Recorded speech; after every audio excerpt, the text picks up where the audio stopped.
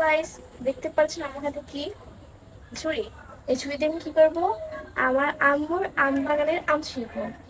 তো দেখতে পাচ্ছেন আমগুলো কিন্তু দেশি না, আমগুলো বিদেশি। তো চলেন, এই যে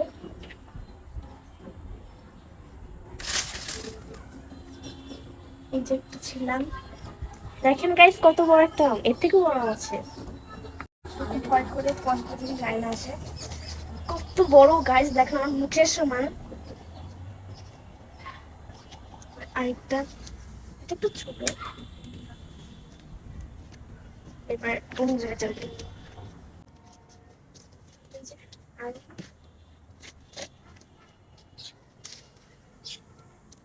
তো এই যে আরেকটা ছিলবো। এই যে আরেকটা ছিলবো।